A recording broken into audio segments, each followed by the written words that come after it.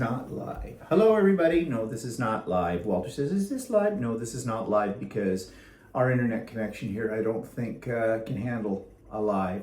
So sorry about that. We haven't done any live since we've been on the trip. But anyways, we just came from our second round at the Quilt Show. Festival of Quilts in Birmingham. Yes. And today we concentrated on shopping. And you're going to see all the different booths and things like there and all the things you have to pick from. So the first question I know that's on everybody's mind is, what did we buy?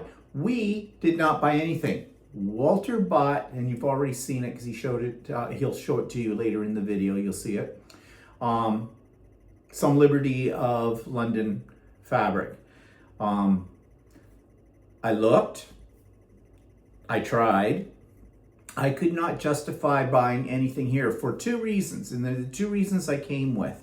One, there was nothing here that really stood out as, I've got to have it and I can't get it anywhere else in North America for it. Two, price. It's astronomical, the price of fabric here. Well, I didn't think it was that bad. There was some that was like $8, 8 pounds a meter. Okay, so there was a few like that, but they were plain. Yeah. We think, which works out to about $16 Canadian a meter. But there wasn't a lot of that. And like I said, it was basically solids. Yeah. Or it was some stuff they had on sale that you didn't want. You knew why it was on sale. Just like any quilt show you go to, there's always those bargain fabrics, you know, that you can get. But anything that was half decent was working out to more like $30 Canadian a meter. And plus it was stuff that wasn't outstanding, like stuff that I thought that I couldn't get anywhere else. But I don't want to come on this as being a negative note, because it's not a negative note. I mean, that is economics, okay? And there's nothing we can do about economics of things. But as we thought we would talk about the show and sort of compare it to the Canadian Quilt Show, which, you know, we went to earlier this year, and what we have heard about something like QuiltCon. So in case you've ever thought about coming to the Festival of Quilts, well, first of all, I would say if you've ever been thinking about it, you won't be disappointed. First thing you need, though, is don't try to do it in one day. Get at least a 2-day pass, because the number of quilts here is an astonishing number. And one of the reasons is, if you enter a quilt here, it gets hung up. It gets put on display because it's not juried. They do have prizes. It is part of a competition, but there isn't a bunch of people saying, oh, that quilt is not worthy to be shown in this show. So anybody can enter. And as a result of that, I guess, you have hundreds upon hundreds of quilts here. So that's the first thing. And if you want to see them all and just leisurely walking by them, it's going to take you the first day for that. The second day you'll probably want for shopping, because as you'll see in the video that's going to come up after we're finished blabbing along here, you will see there were many, many, many vendors. And this whole show is spread out across 3 really large halls in this, what do you call it, center? It's an exhibition center. Exhibition center. It's huge. Okay, so the first thing is, when you walk into the exhibition center, to get to where the quilt show is, you're going to feel like you're walking like in an airport. There are people movers, and just like at airports, they don't work all the time. One might be on. I think there was only one that worked in one way, but there were 2 of them that you had to get there. Then you have a series of steps, and then you're still walking to even our hotel is right next to the exhibition center, and you just have to walk across the road to get to it. And it still took quite a while to walk to where the venue was. Now, speaking of hotels, I recommend, if you are somebody that has some difficulty walking, then you may want to stay at one of the hotels that's right close. Like, we're right on the doorstep kind of a thing here. This is called the Moxie. And it's kind of it's very modern inside. It's an unconventional looking hotel. If you've ever been to an alt hotel at the Toronto airport or somewhere else in the world. It's sort of like that. It's somewhat minimalist, but it is actually part of the Marriott chain. So Yeah. it is. It's part of a mainstream hotel chain. they do have a small restaurant downstairs. In fact, we're going to eat there tonight. We had lunch in it the other day. They have maybe not a vast variety of foods to choose from, but they've got enough. If you're not interested in having really elaborate meals, then it suffices. We did pay extra to have the brekkie, and I recommend it if you're a brekkie person, because there aren't any places to get something like that here. There is some coffee outlets in and around, actually quite a few different coffee outlets, and they do have pastries and things. Now, there was one place we looked at and did have like salads, lunch type things. I don't know if they had anything for breakfast. There's a Subway. Yeah, and there's I don't know how early these other places open up for it, but there is actually, even inside the venue, there's a lot of places for you to buy stuff and everything too. Yeah. So before we get to that as well, just finishing up on the hotel. So as I was saying, if you are someone that has some difficulty walking, you may want to stay at one of the hotels that are very close. And I think the one that's the closest is the one we're in, the Moxie. The other ones aren't that far away, but they're a little bit more distant. And the venue is located right next to the Birmingham International Airport. Yeah. And there is the train station is attached to it. So if you came from another area of Britain, like we came from London, the train station is right attached to the exhibition center. So it's really easy to get to. Yeah. And then there is something called Resort World that's not very far from this hotel. It's on the grounds.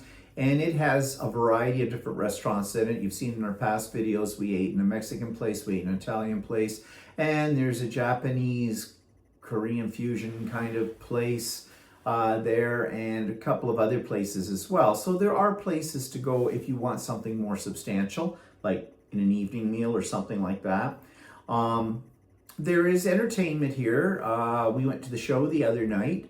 We're going again this afternoon because basically we're bored now because we've done the quilt show very thoroughly. We had thought about going into Birmingham Central by taking the train there, but some people had told us there isn't a whole lot in downtown Birmingham. And actually they said, do you really want to go to Birmingham? It was like, maybe not the nicest place in England to go to. I don't know. Adam from Adam Sews did not recommend it to us.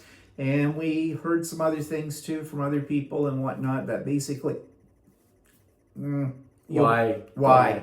Yeah. So we didn't. I trust Adam's opinion. I mean, he's a native in this area, so I'm sure he knows. But anyways, so yeah, we didn't go in there. So we're going to the show this afternoon. Again, we already saw Superman. Now we're going to see the Fantastic Four. So you can do that. Anyways, okay, so once you go through the long walk to get into the venue for the quilt show and everything, be prepared to be overwhelmed, because you walk into the first hall and you go, oh my God, look at all the vendors, look at all the quilts.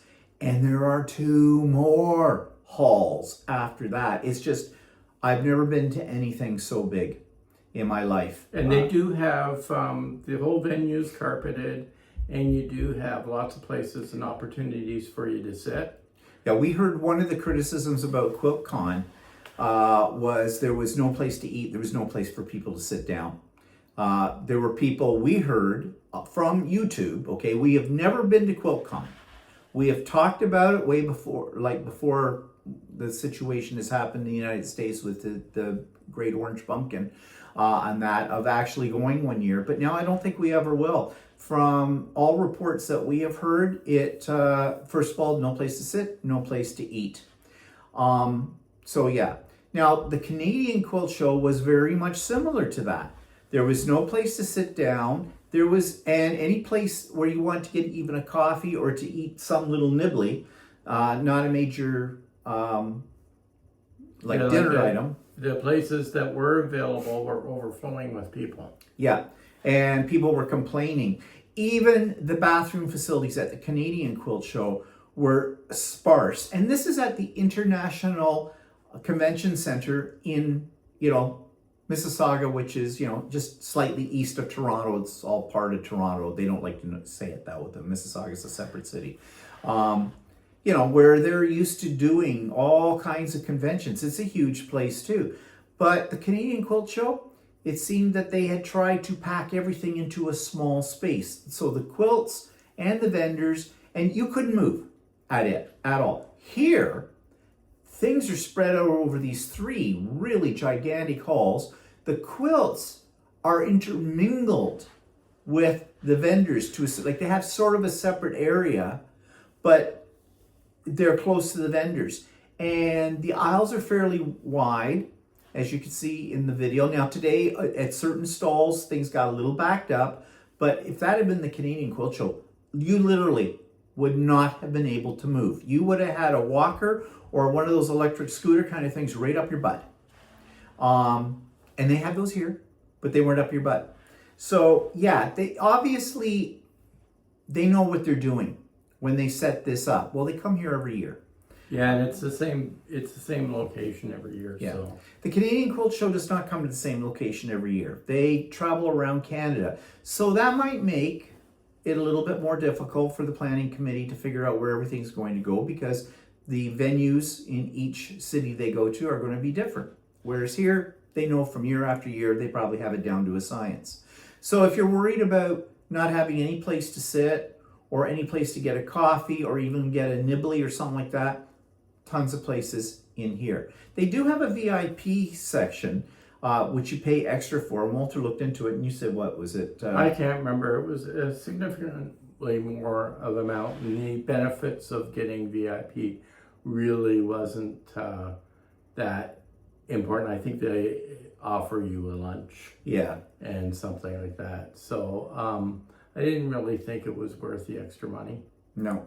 I mean, maybe if you are someone who, this is maybe more of this is a biggie. I'm sure some people plan a year in advance to come to this or come every year, and they make it a destination kind of a deal. And so maybe they do those kind of things. I don't know. But anyways, lots of room, lots of vendors, lots of quilts. Now let's talk about the quilts. You've already seen my video of the quilts and that. Okay, let's compare the quilts we see out here with the quilts at the Canadian Quilt Show. This is nothing against my fellow Canadians who quilt. They do beautiful work.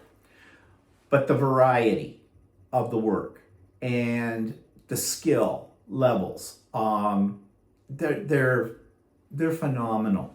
What you see, you definitely are going to be inspired by them. Again, I think it's the quantity that really gets me, because it makes the number of quilts at the Canadian Quilt Show look like a local guild. Yeah.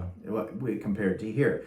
That's not to say that the quality of the Canadian quilts that are there are any less than the quality of the ones that are in this show. It's just that volume.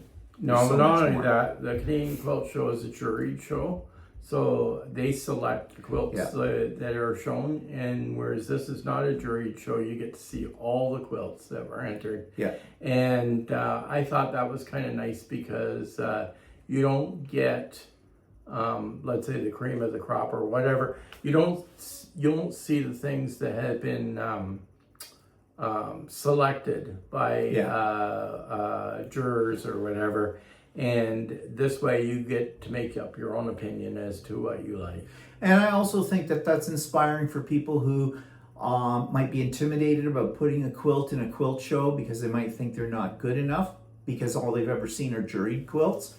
Whereas here you get to see the whole gamut. And we ran into Brandy, the Quilter on Fire, who many of you know who she is, but she's a fellow Canadian quilter. She has a podcast and that kind of stuff. And we were talking to her, and you saw that in one of the videos. And she asked if I had a quilt in the show, and I said no, she did. But she says the beauty of this show is if you want to have that feeling that you've been in a show kind of a thing, you can.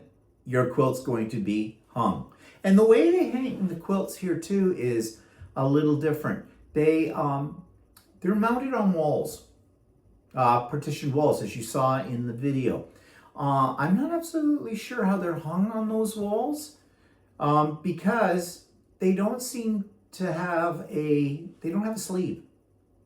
And not that we knew. No, we knew. If they were on a sleeve and on a bar or something, you never saw the bar. I think they were basically, I don't know. I don't know how they were. There were some quilts though that they hung in such a way so that you could see the front and the back. Because they were like, they had been made that way to see. But anyways, but again, if you wanted to take pictures, it was very easy to take pictures. There weren't all these people trying to cram by you because there was lots of room in down one row and down another row. Of course, they had the ladies with the white gloves were there too. If you want to see the back of a quilt, they would, do that for you because you can't touch the quilts, right?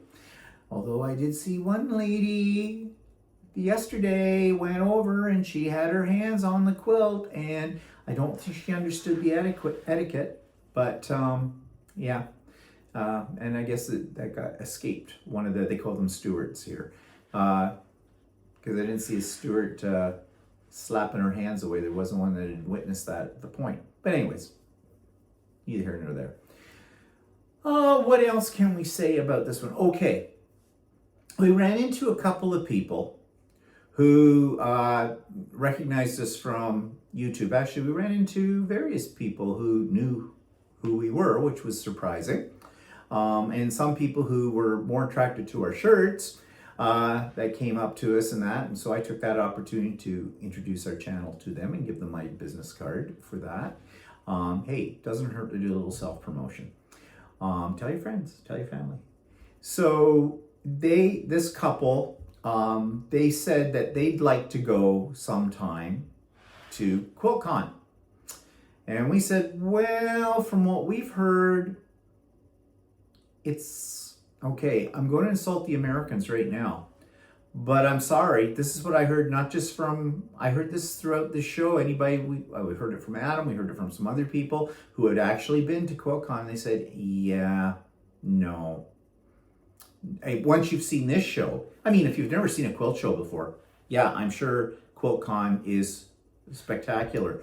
But from what I've seen on YouTube videos, and that's all I'm basing it on, and what I've heard, okay, I've never actually been, is it's a whole lot of hype. But then again, let me say, what can I say without insulting the Americans? Oh, why do I care? You want to make us the 51st state, so I can insult you if I want to. It's like the World Series of baseball. What other countries play in the World Series except for possibly Canada? Why is that the World Series? It's not the world. So it's kind of that way. Sometimes a lot of things are bigger and better in the States, according to the States.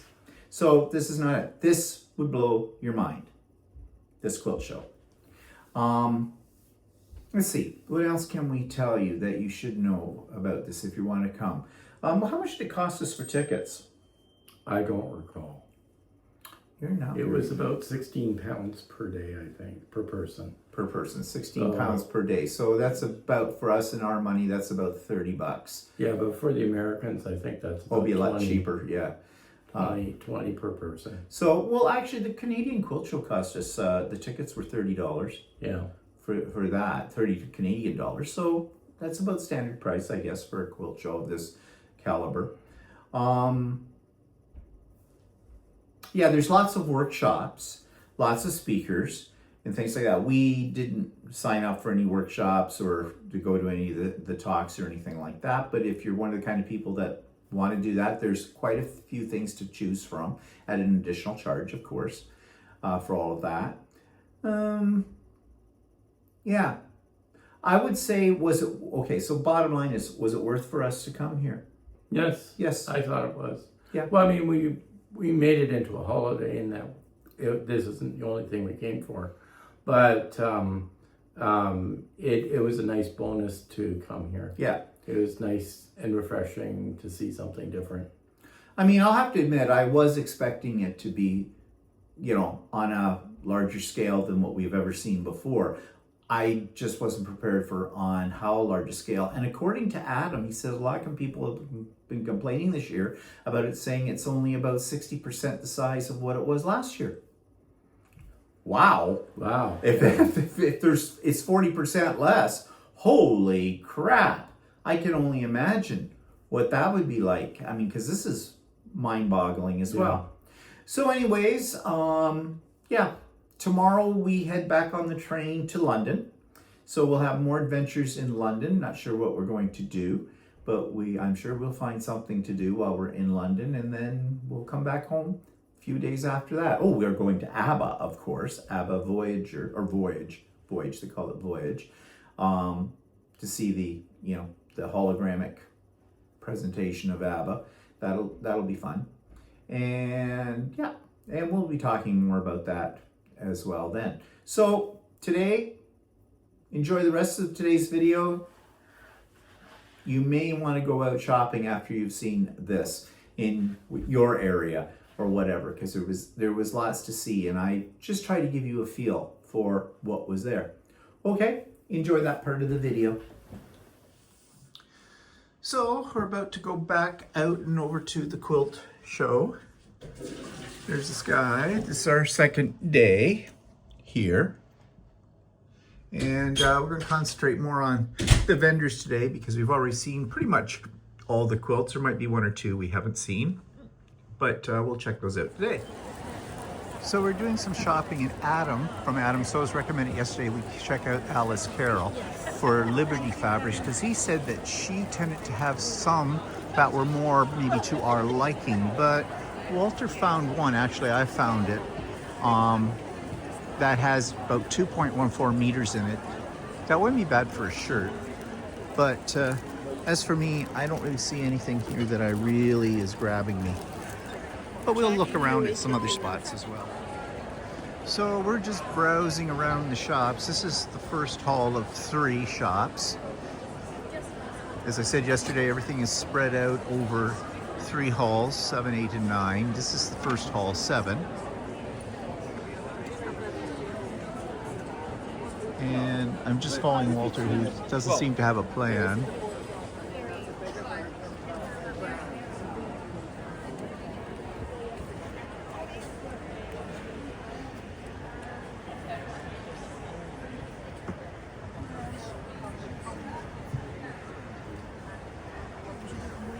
Okay, so that's supposed to be a bargain at £9 a meter, which is basically $18 a meter Canadian.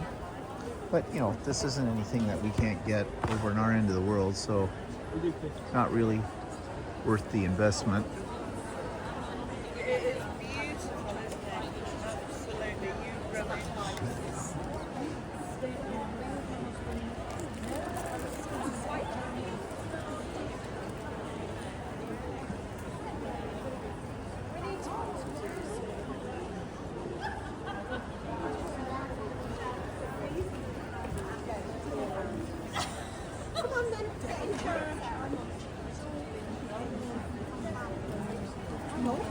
I am open soon. Yeah.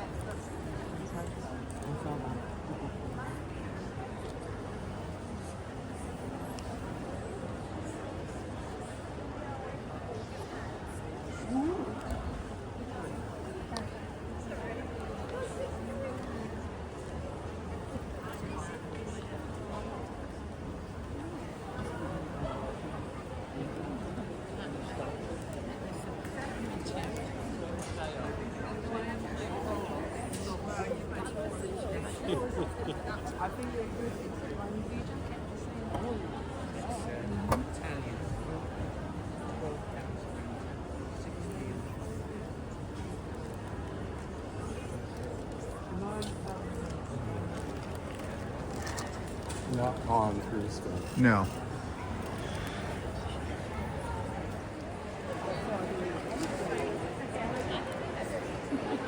AccuQuilt.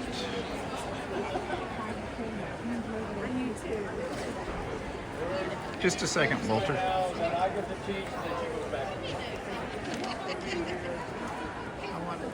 Liberty, their display. Now, that one I don't mind, but it's kind of a cheater cloth, I think.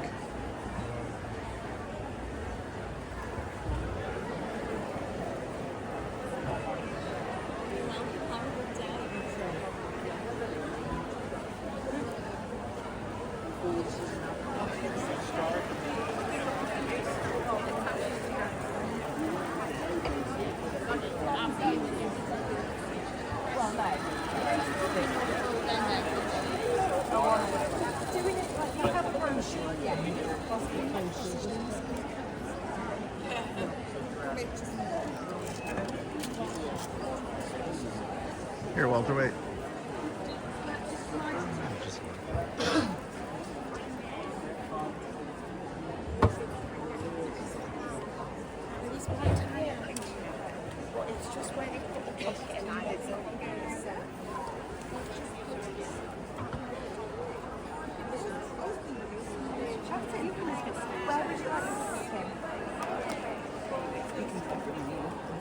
So traditionally, they use the bread base, which means that they then have to take out. What tote bag? Oh, the different. Does it?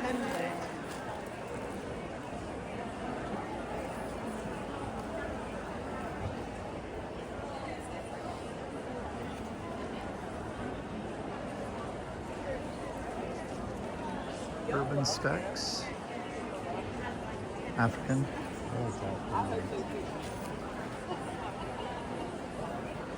Office. Yeah. Yeah, I've got to dig out those two kits that I've got, and I don't think I'll do the kits, but I think I'll wash the fabric. Yeah.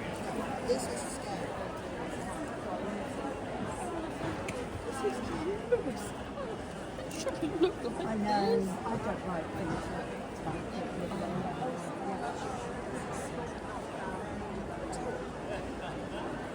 it's so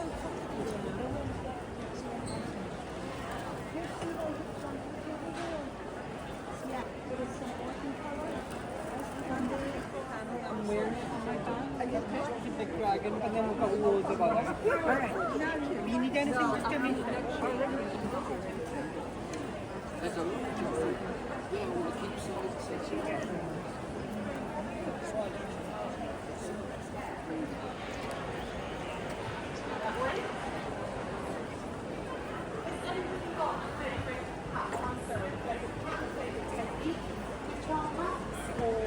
Jelly rolls.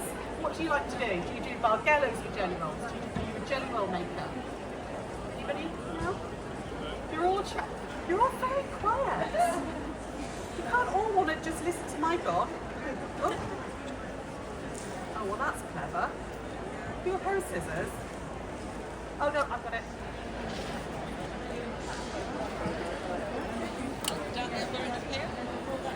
There.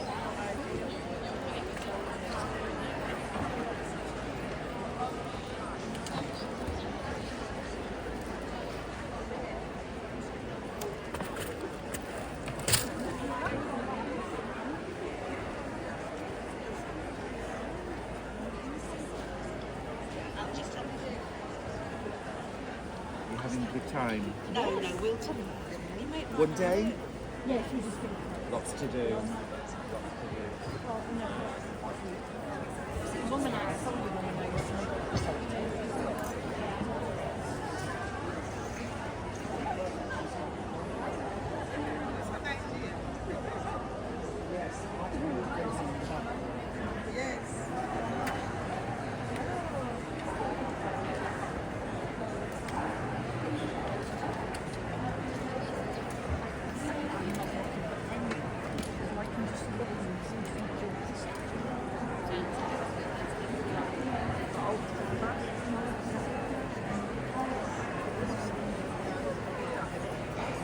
Jet kits, yeah. Is that the guy? I don't know, might be. Yeah, I think it is him. So, we did the shopping, and you saw that there were lots and lots of booths, but to be honest, I didn't buy anything. Walter did. Walter bought some Liberty, was it Liberty? Yeah. He bought some Liberty fabric. So there, and that was what, 2.14 meters? Yeah. For how much? 33 pounds. 33 pounds. About $60. So about $60. And that's the other reason why I didn't buy anything. Because everything is extremely expensive when you do the conversion between the Canadian dollar and the British pound. And I didn't really see anything that I felt. And that's actually cheap for Liberty.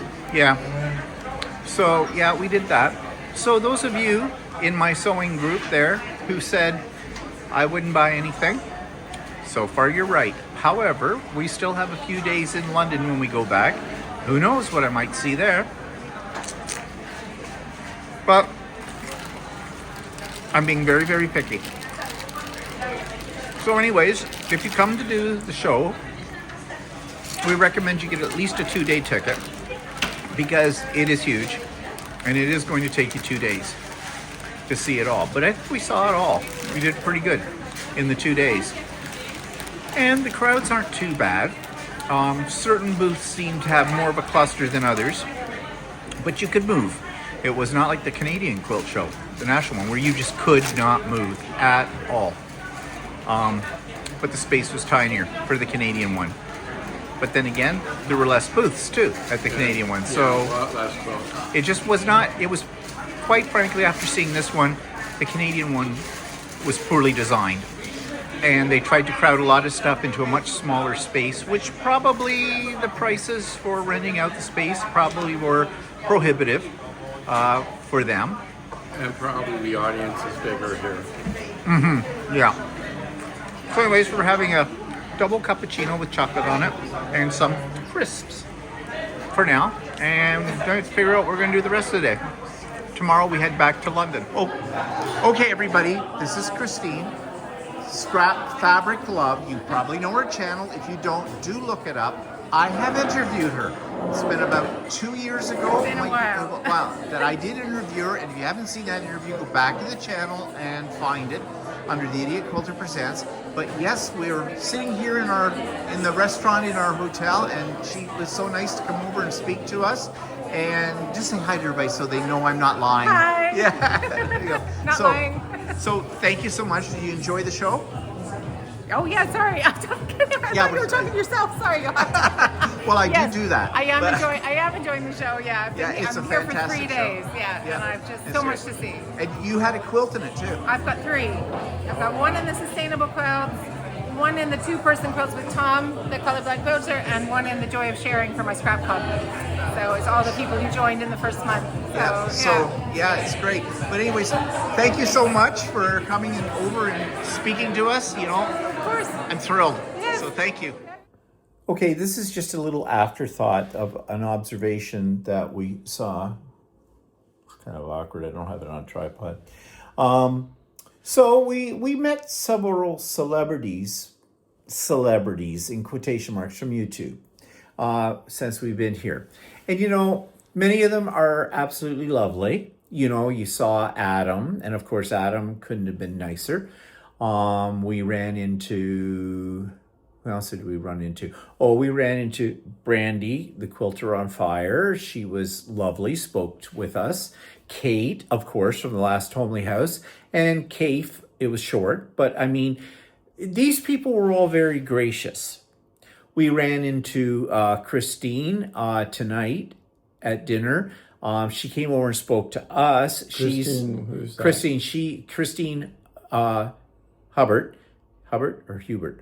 I think. She is the, she lives in Edinburgh. She is actually a Canadian. I interviewed her back a few years ago, and she is the Scrap Fabric, is her YouTube channel. Lovely. But then we ran into a couple of other ones. I'm not going to mention their names, but they weren't so gracious or nice. I don't know what it would cost them to have just, said, oh, well, nice to meet. They didn't know who we were. I mean, I'll grant them that. I mean, yeah. Yeah, I know, but and they run big YouTube channels, and they Yeah. Didn't give us the time of day. yeah, basically. Really. I mean, when I called out by name and said, hi, who I said, I make it a point of saying, you probably don't know who I am or anything like that, just want to say hello. And when people came up to us during the show, we did this. We didn't know who they were. They weren't YouTube creators. They're just people who have watched us. And they said, oh, just wanted to say hello and everything. Well, that was really nice of you. We were flattered that these people did, because we're over here and the whole bit. I mean, does it cost you anything to be nice? No, it doesn't. But some YouTube creators are just a little too big for their britches. And I guess, like what most people think of celebrities, again, YouTube, not celebrities. Just, this is a hobby. Would it have cost you anything to spend a minute and just say, so how are you enjoying the show? And, well, thank you. It's nice to talk to you and everything. And, enjoy the rest of your stay and that kind of thing. That's it. We had one lady come up to us this afternoon, actually called us over. She didn't know we were on YouTube. She saw our shirts and wanted to know more about them. So we talked to her for a few minutes. I gave her a business card and said, oh, well, it's nice of you to thank you for the compliment. So, thank you to my tailor for the compliment and all that kind of stuff. But that's just kind of being courteous, I think. But to have your nose a little bit stuck in the air that you are that important, because let's put it down to this. Anybody, and I don't care who they are, that are creating a YouTube channel, do they change the price of rice in China? Are we solving world hunger or finding a cure for cancer? No, we're not. We do this, well, I do it, we do it, Walter and I, we do it because it's part of our hobby. It's just something we like to do. That's it. We do not suffer under any illusion that we make a difference on a world scale. So whether you have 200 subscribers or you have 200,000 plus subscribers, get over yourself. You're not all that in a bag of chips. Just thought I want to say that.